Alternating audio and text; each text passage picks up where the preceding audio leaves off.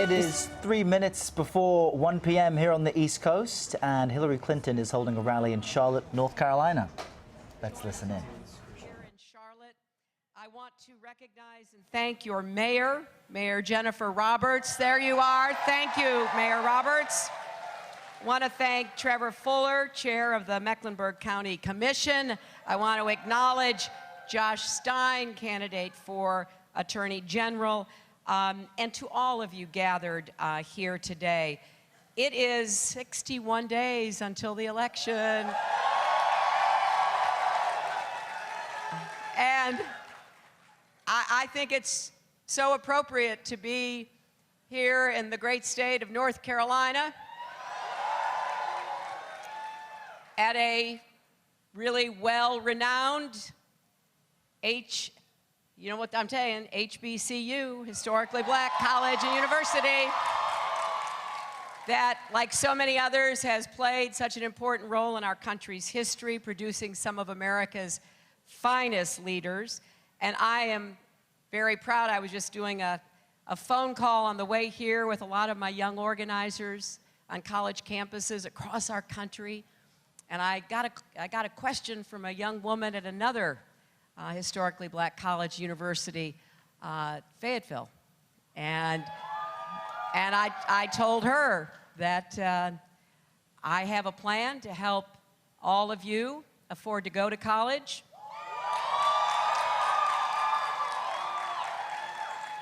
I have a plan to help all of you with student debt to pay it down and pay it off. And I have a special plan of a $25 billion fund specifically aimed at supporting HBCUs. Because we need a lot of opportunities for young people from everywhere. It shouldn't matter what you look like, where you're from, or who you love. You deserve to be in college if that is your choice. So right now we're up and running. We're organizing across America. And as Jordan said, this election has such high stakes, but the highest stakes are for young people. Young people across America. This election is going to determine in so many ways what kind of futures you will have. I don't say that lightly. Everybody always says, every election's important. I happen to believe that. I think it's one of the great gifts of our democracy that we have the opportunity to choose our leaders. And people, brave people, going back for so many years, have fought to preserve that right. And that right is under attack right now. And it is under attack in North Carolina, of all places. A state that often set the standard for moving everybody into the future. And I admired that so much. Emphasis on education from literally preschool through college, emphasis on research, emphasis on job creation and innovation. And now, North Carolina, under the current governor and legislature, has been trying to restrict people's right to vote. Well, you know it. North Carolina voters, though, won an important victory when a federal court just struck down this state's voter ID law. And the federal court brought back more days of what's called one-stop early voting. And here's what the court said. This is not me talking. This is what the federal court said. The court said the North Carolina law was designed to target African Americans with almost surgical precision. Now, that's not just happening in North Carolina. Unfortunately, it's happening across America. And courts have been overturning restrictions that make it harder, not just for African Americans, but low-income people, Latinos, young people.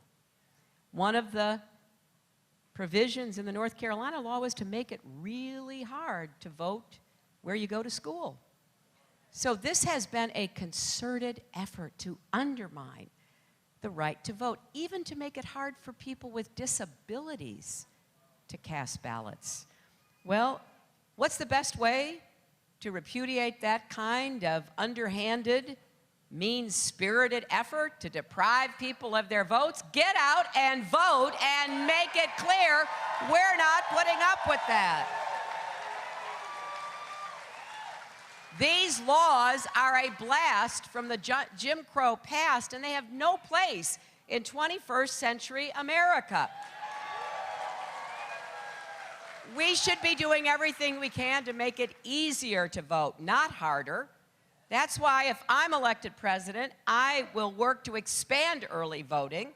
We will enact universal voter registration so every young person in every state is automatically registered to vote when you turn 18.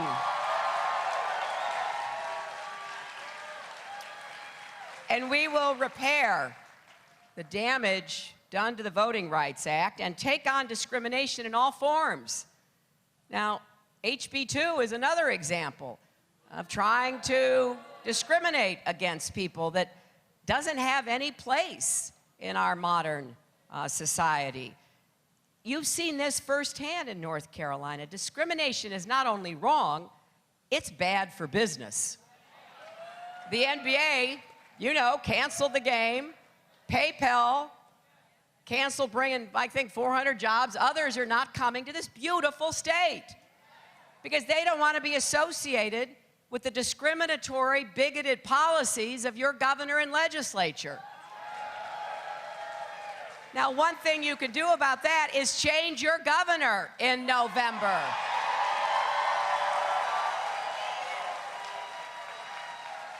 And while you're at it, change one of your senators. We're going to need reinforcements up in Washington. We got a big agenda. And you know, people say to me, well, what is it you're going to try to get done? Well, I'll show you, real easy. We just published a book. Right? Tim Kaine and I put this book out. It's called Stronger Together. It's not very long, not a hard read, but we have this old-fashioned idea that if we're asking you to support us for president, we ought to tell you what we're going to do. Not just bluster, not just empty words, not just demagogic rhetoric, real plans that will improve your lives, make our country safer and better. So you can pick this up. We're going to build an economy that works for everyone, not just those at the top. Sounds like a good idea. We're going to make the biggest investment in good-paying jobs since World War II. Infrastructure, advanced manufacturing, clean energy jobs. We're going to make the economy fairer, raise the national minimum wage, get people to work full-time out of poverty. And we are finally going to guarantee equal pay for women's work. It is long overdue.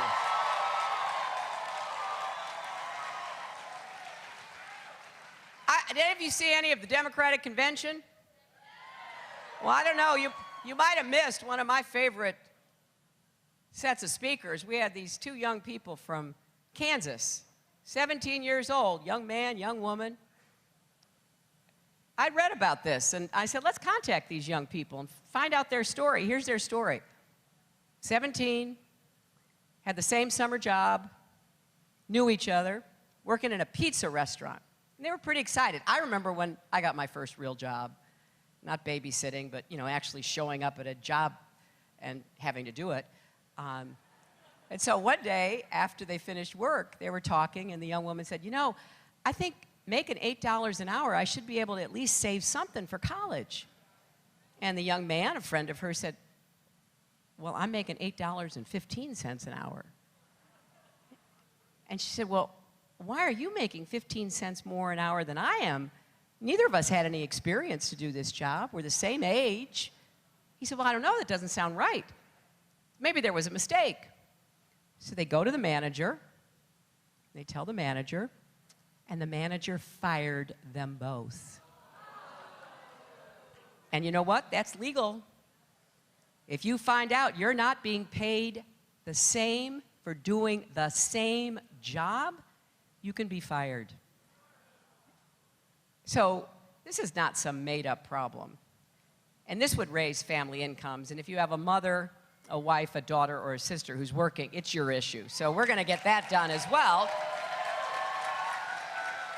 And like I said, we're going to make college affordable for everybody, pay down debt, but we're going to do something else. I think it was a mistake when we got rid of all vocational education in high school.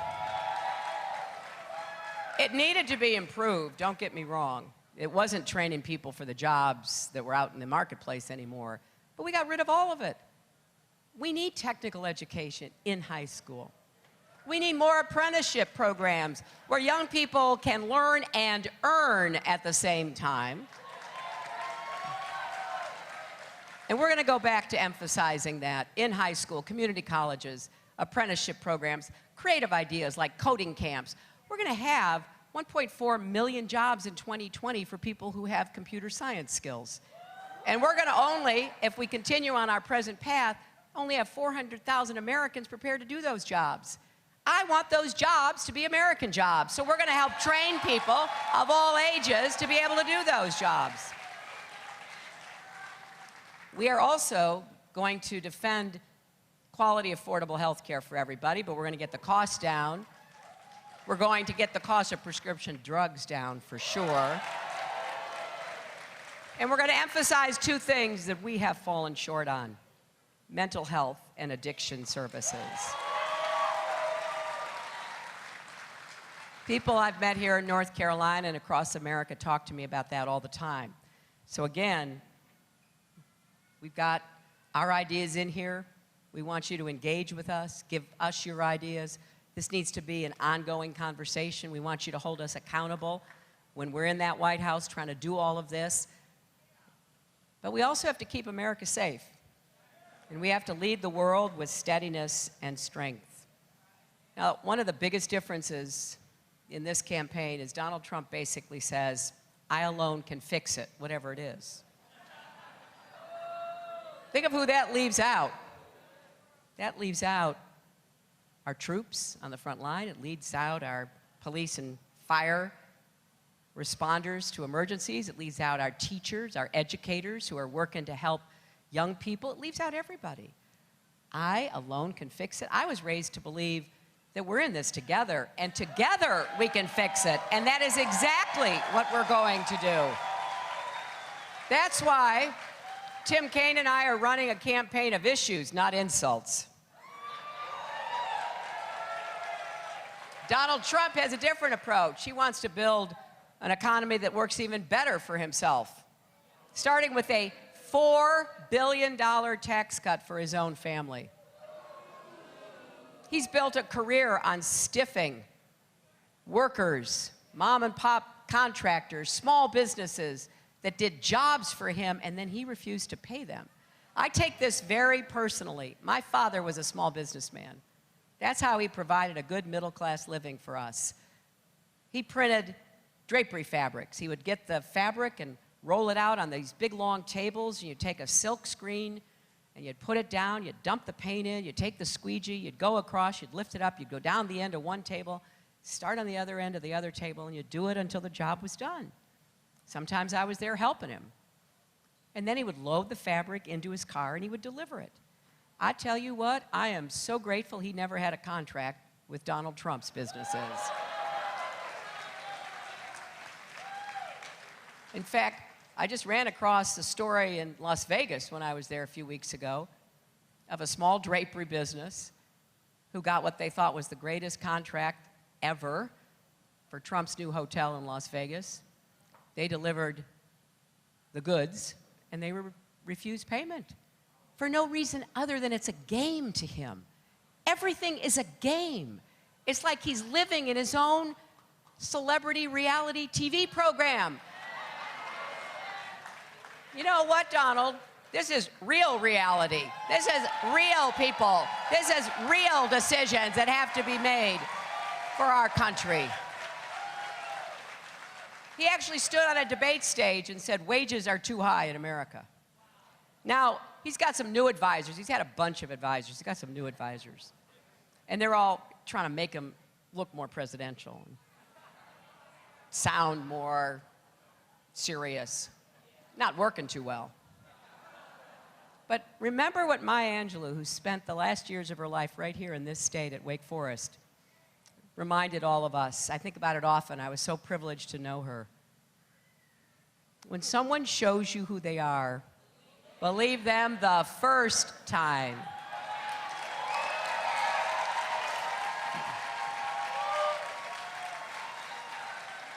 You know, stronger together also means working with our true allies and partners around the world. And last night I offered some thoughts about ISIS, Iran, how we're going to reform the VA system to take better care of our vets.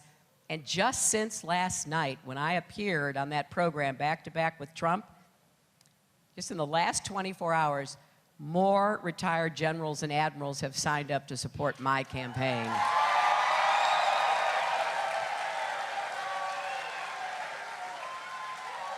People who have sacrificed and spent their lives protecting our country, valuing what makes us exceptional and already great. See Donald Trump and know he should not be anywhere near the White House. He is temperamentally unfit to be president and commander-in-chief. Now tomorrow I will hold a meeting of bipartisan, which is what I want to get us back to, where Republicans and Democrats work together to make the changes, to protect our country. I'm going to be meeting with a bipartisan group of leaders and experts to focus more on these crucial challenges, but it's hard to forget what Trump did last night. It was a test, and he failed it. He trash-talked about America's generals, saying that they've been, quote, reduced to rubble. He suggested he would fire them all and handpick his own general, since, you know, he knows so much about what it takes to be a general. He attacked dozens of former flag officers. At the same time, and here's what I want you to really hear, because even I was shocked by this, and I didn't know much could shock me coming out of his mouth anymore. He praised Russia's strongman, Vladimir Putin, even taking the astonishing step of suggesting he prefers the Russian president to our American president. That is not just unpatriotic. It's not just insulting to the office and the man who holds the office. It is scary. It is dangerous. It actually suggests he will let Putin do what Putin wants and even make excuses for him. I said this morning, I was trying to think about what other presidents would be imagining hearing that coming out of the nominee for the Republican Party. What would Ronald Reagan say about a Republican nominee who attacks America's generals and heaps praise on Russia's president?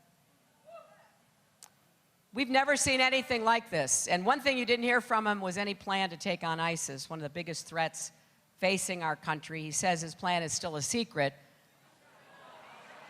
Well, the truth is he doesn't have a plan. I served on the Senate Armed Services Committee. I served as Secretary of State, as you know. I respect the men and women who put their lives on the line for the country that I love and that I believe in.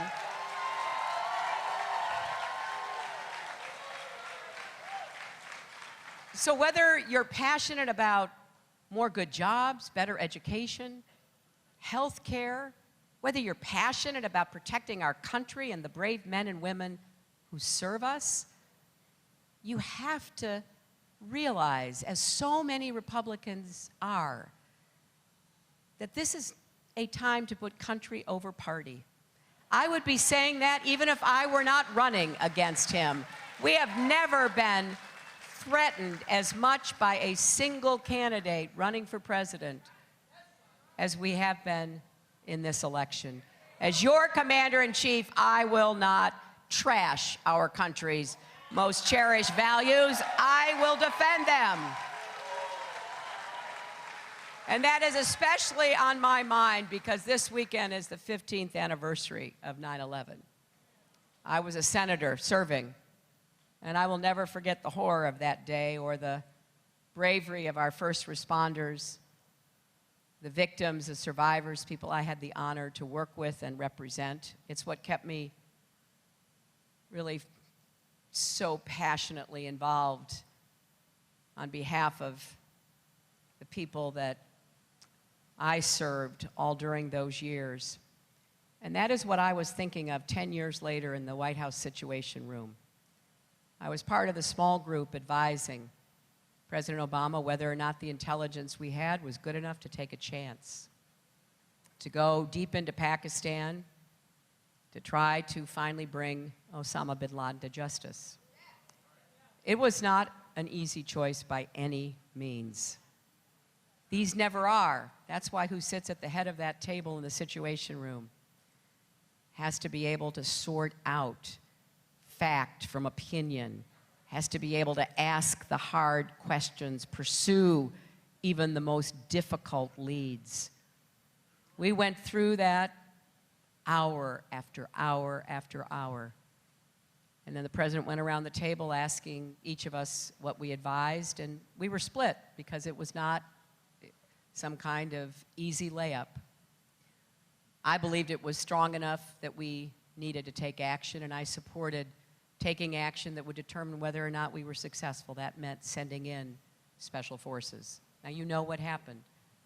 I was in that Situation Room watching that day, most stressful 30 minutes of my life, probably, because you remember one of the helicopters, hit its tail on the wall going into the courtyard and became disabled.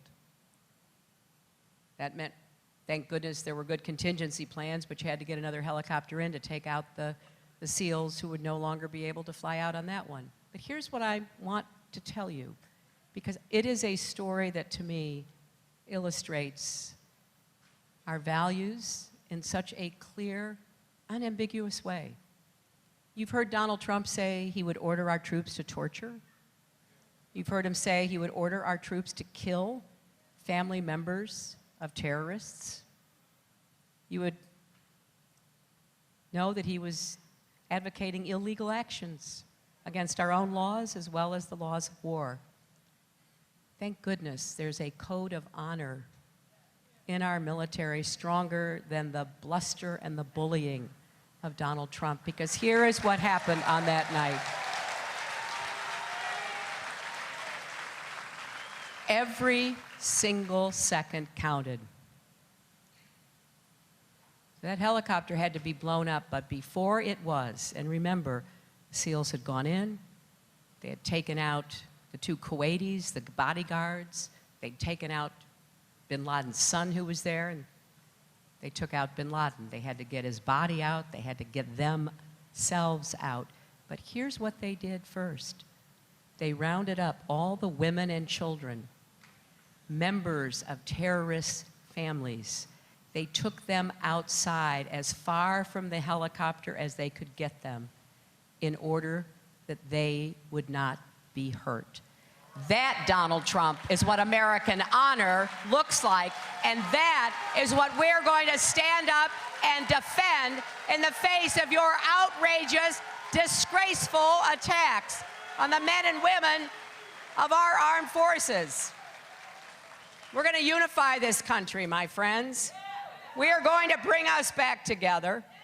We are going to get things done, big things. That's who we are as Americans. I can't do any of this unless you join me in this campaign. You can start by going to HillaryClinton.com or texting JOIN, J-O-I-N, to 47246. You can knock on doors. You can make phone calls. Register your friends to vote. Attend a house party in your neighborhood. We're going to keep asking for your help over these next 2 months. There is so much at stake in North Carolina and in America. No one can sit on the sidelines. The stakes are high for everyone. Join the campaign. Let's build a future where we're stronger together.